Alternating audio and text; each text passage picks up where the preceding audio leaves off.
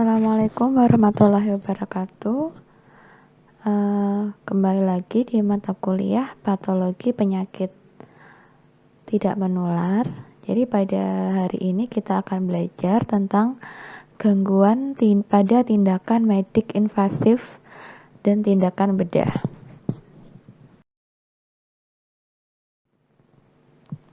Nah, yang pertama pengertian. Jadi bedah atau pembedahan itu berasal dari bahasa Inggris surgery dan bahasa Yunani yaitu chirurgeia yang berarti pekerjaan tangan.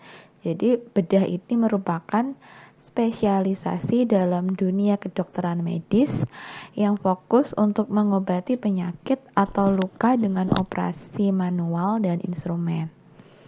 Jadi ahli bedah kita sebut dengan surgeon.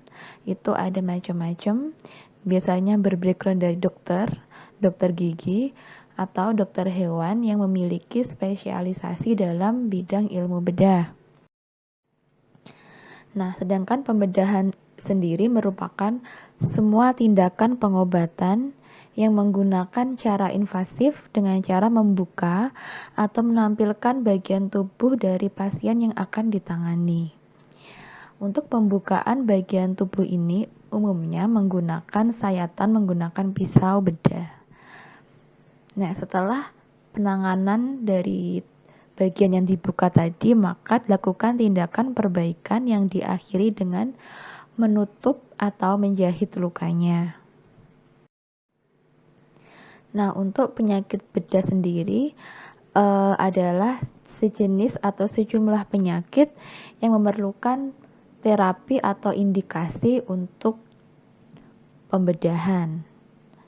Nah, untuk pembedahan ini ada yang sifatnya perencanaan, ada yang sifatnya cito atau urgent karena misalnya kecelakaan atau memang kalau tidak segera dibedah saat itu pasiennya akan meninggal.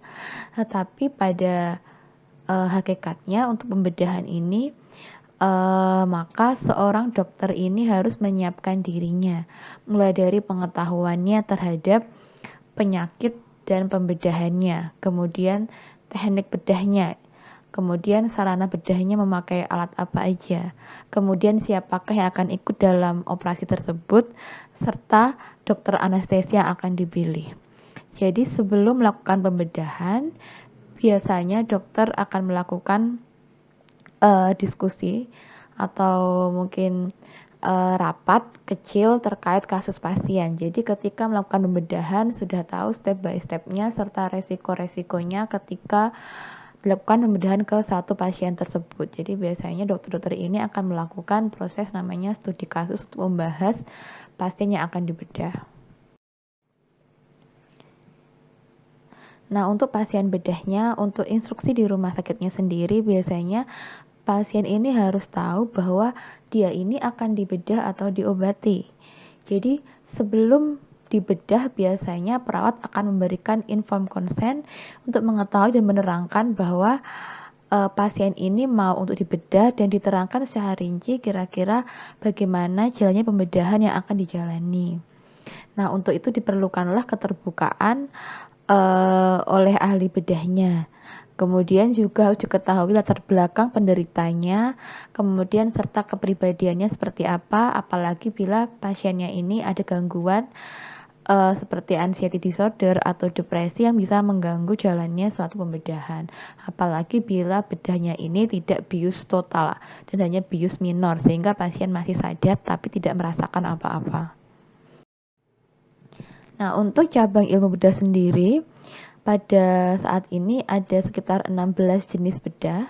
Yang pertama adalah bedah umum, jadi biasanya fokus ke semua jenis pembedahan, kemudian bedah anak yang khusus untuk anak-anak, kemudian bedah kulit, biasanya itu berkaitan dengan kecantikan dan estetika juga, kemudian bedah ginekologi, biasanya pada pasien-pasien seksio atau sesar atau mungkin pasien yang berhubungan dengan ginekologi lainnya, kemudian bedah jantung dan pembuluh darah atau yang kita sebut dengan bedah toraks, kemudian bedah mata, fokus ke bagian mata dan juga untuk perawatan mata karena ada kelainan dan sebagainya atau operasi kornea mata.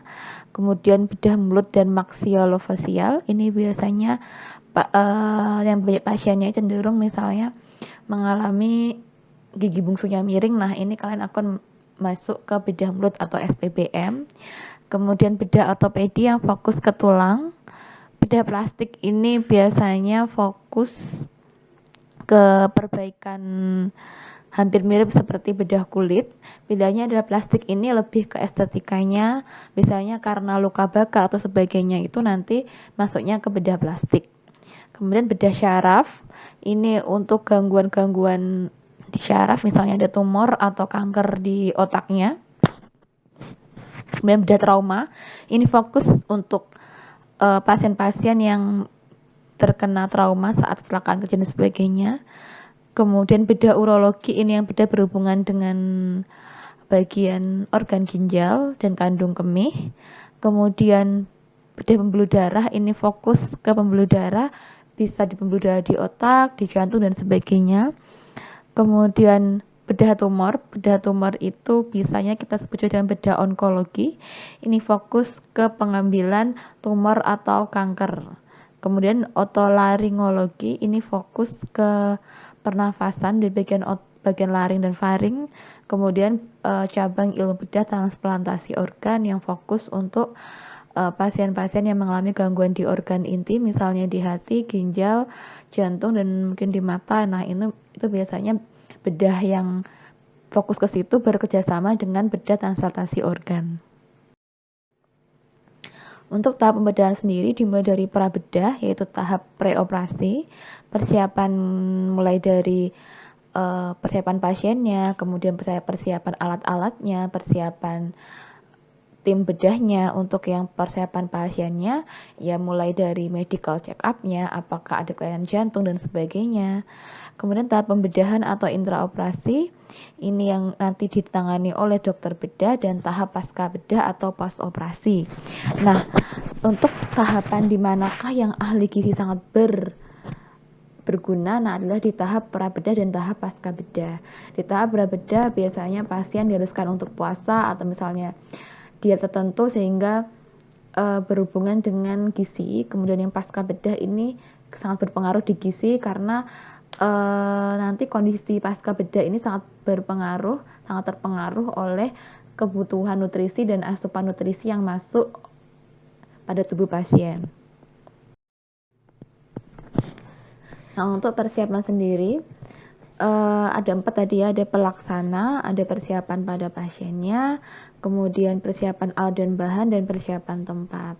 Untuk persiapan tempatnya biasanya nanti kita didaftarkan dulu, karena tempatnya terbatas, otomatis biasanya akan dijadwalkan jauh-jauh hari gitu. Kemudian persiapan calon pasiennya, jadi ada keadaan umum yang mempengaruhi hasil dari operasi. Yang pertama adalah keadaan umumnya. Jadi kalau pasien demam, biasanya ditunggu dulu sampai demamnya turun, karena pada saat kondisi demam maka homeostasis tubuh juga akan terganggu. Kemudian adanya edema anasarka, yaitu adanya pembengkakan di seluruh anggota tubuh. Ini juga akan mempengaruhi outcome pada pasien. Setelah pembedahan biasanya untuk pasien yang mengalami edema, kita turunkan dulu edemanya, kita hilangkan cairannya dulu dengan pemberian obat diuretik. Kemudian yang hipoalbuminemia, jadi untuk pembedahan ini yang sangat penting adalah kadar albumin. Kadar albumin yaitu terutama kita ceknya yaitu dari kadar albumin di dalam darahnya. Pada pasien yang kekurangan albumin pada darahnya, otomatis ketika untuk pembedahan maka untuk recovery-nya akan lama, karena ketika kita melakukan pembedahan biasanya albuminnya akan turun. Jadi apalagi ketika sebelum dibedah pasien mengalami hipoalbumin, biasanya ini nanti sebelum dibedah pasiennya akan diberikan transfusi albumin plasma menggunakan intravena, atau bisa dengan menggunakan gizi, kita berikan asupan makanan yang tinggi albumin. Kemudian anemia juga sangat berbahaya untuk pembedahan. Jadi kalau sampai pasiennya ini mengalami anemia, biasanya pembedahan akan ditunda dan pasien akan diberikan transfusi darah terlebih dahulu sampai HB-nya ini kembali normal. Kemudian perawatan postoperatif. Untuk yang perawatan postoperatif ini penting karena kalau sampai terjadi infeksi, sampai terjadi sepsis, ini akan menyebabkan terjadinya kematian pasca operasi. Nah, selain hal yang lain yang saya sebutkan tadi, ada penyakit yang perlu diperhatikan ketika akan melakukan operasi. Yang pertama adalah kelainan homeostasis. Apakah ada kelainan cairan tubuh dalam tubuh pasien? Kemudian adanya DM. Jadi ketika DM-nya tidak terkontrol, gula darahnya tinggi, maka tindakan operasi tidak bisa dilakukan karena ketika kadar gula darah seseorang terlalu tinggi, maka nanti untuk penutupan lukanya juga tidak bisa maksimal sehingga bisa terjadi infeksi. Kemudian adanya riwayat penyakit menular. Ini juga harus dicek apakah menderita TBC, HIV, atau virus-virus yang menular. Karena ketika melakukan operasi otomatis petugas operasi tentu akan bersentuhan dengan darah pasien sehingga akan meningkatkan resiko untuk menularkan kepada petugas operasi. Kemudian riwayat alergi obat, ini juga harus kita cek sebelum melakukan operasi. Kemudian penyakit jantung dan paru, jadi dicek juga apakah jantungnya sehat, apakah paru-parunya ada masalah. Kemudian status gizinya, jadi status gizi yang buruk juga akan meningkatkan resiko kematian pada post operasi. Kemudian hipertensi, jadi kalau masih terjadi hipertensi kita tunda dulu operasinya. Kemudian adanya kondisi lokal dan sebagainya. Nah, bagaimana sih sebenarnya kondisi tubuh saat pembedahan? Jadi pada saat pembedahan, tubuh sengaja dibuat luka sehingga terjadi stres yang menyebabkan perubahan metabolik akibat reaksi endokrin yang kompleks. Jadi akibat dari luka itu terjadi nanti penyembuhan luka, jadi merupakan proses kompleks dan banyak yang terkait. Maka ketika pembedahan tadi membutuhkan banyak sekali pertimbangan karena ketika nanti kita sudah membuat sayatan dan pasiennya tidak bisa penyembuhan luka secara efektif, itu juga akan menyebabkan sepsis pada pasien. Kemudian yang berhubungan dengan gizi, yaitu kita harus menghitung juga berapakah kebutuhan kalori, protein, lemak, dan elektrolit yang sangat diperlukan untuk kebugaran fisik dan penyembuhan luka pasca bedah. Jadi gizi pra pembedahan dan gizi pasca pembedahan sangat berefek kepada lama rawat inap pasien, tingkat kesembuhan pasien, dan juga kualitas hidup pasien setelah pasca operasi. Nah, ketika melakukan pembedahan, biasanya sebelumnya pasien akan dipuasakan. Puasa ini biasanya lebih dari 24 jam, sehingga biasanya ketika pasien akan melakukan operasi, maka akan terjadi proses katabolik yang menghabiskan cadangan glikogen di dalam hati dan otot.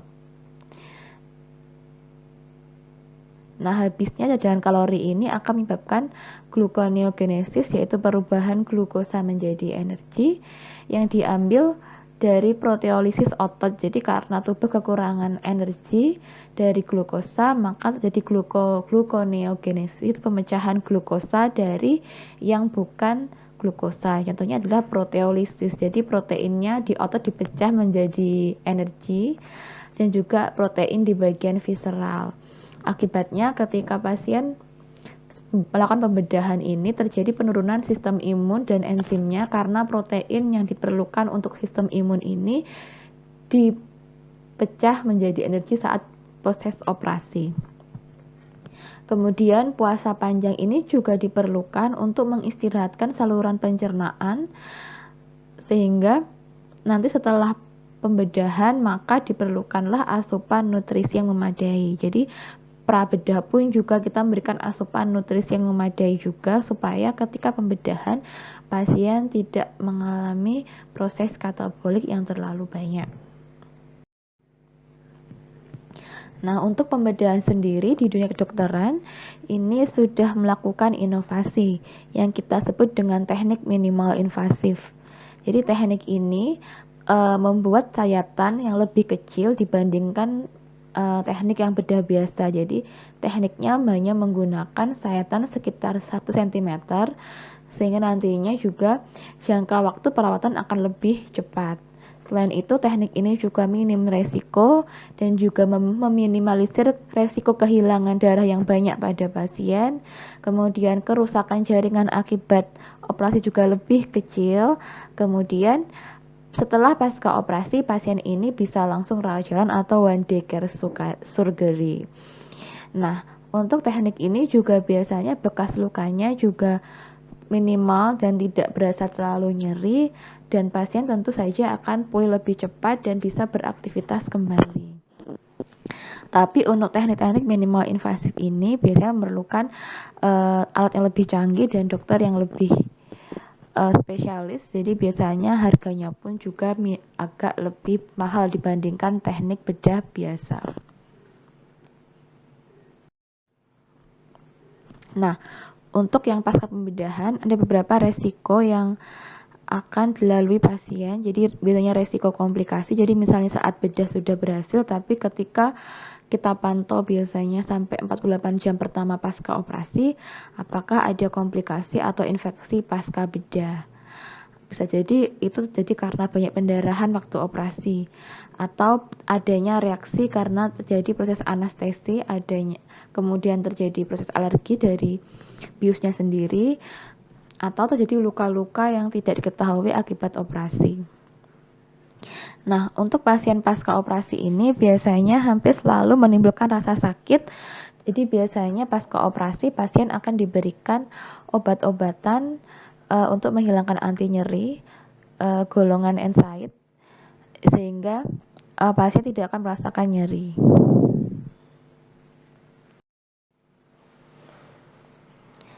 Nah, untuk perubahan metabolisme sendiri pada pasca bedah, ini tergantung dari berat ringannya pembedahan. Terus kemudian juga di manakah bedahnya, apakah di saluran cerna yang mempengaruhi pencernaan atau hanya bedah yang di luar saluran cerna. Nanti untuk ke gizinya yang paling fokus adalah bedah di saluran cerna karena akan mempengaruhi asupan makanan pasca operasinya. Nah, untuk selain itu perubahan pasca bedah ini juga dipengaruhi juga untuk dari keadaan gizinya dan kemampuan pasiennya prabedahnya. Jadi setelah pembedahan biasanya terjadi peningkatan ekskresi nitrogen dan natrium yang dapat berlangsung selama 5-7 hari atau lebih pasca bedah.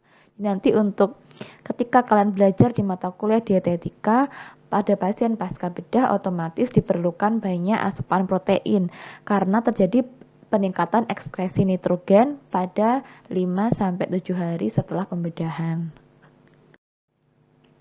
Nah, setelah itu pada pasca bedah biasanya juga terjadi peningkatan ekskresi kalsium, terutama setelah operasi yang pada operasi besar, terutama operasi yang berhubungan dengan trauma kerangka tubuh atau imobilisasi. Kemudian demam juga akan meningkatkan kebutuhan energinya. Jadi ketika pasien mengalami pembedahan biasanya ada demam. Nah, demam ini yang menyebabkan kebutuhan energinya akan meningkat. Oleh sebab itu, maka dibutuhkanlah asupan yang tinggi energi dan tinggi protein. Setelah itu juga biasanya ada perpendarahan juga, sehingga kita butuh banyak protein dari makanan. Kemudian untuk penyembuhan lukanya sendiri, kita harus banyak konsumsi vitamin C dan juga mengganti cairan yang hilang saat operasi. Nah, selain tadi juga ada peningkatan ekskresi kalsium, sehingga pada pasien-pasien pasca bedah diperhatikan juga kalsium serumnya. Kalau memang terlalu rendah, maka kita memberikan makanan yang tinggi kalsium untuk membantu penanganan pasca bedahnya dari segi gizinya. Nah, untuk pasien pasca bedah, terutama yang bedahnya ini terutama di daerah pencernaan, biasanya pada 24 jam pertama pasien hanya diberikan makanan berupa TPN, yaitu Total Parenteral Nutrition.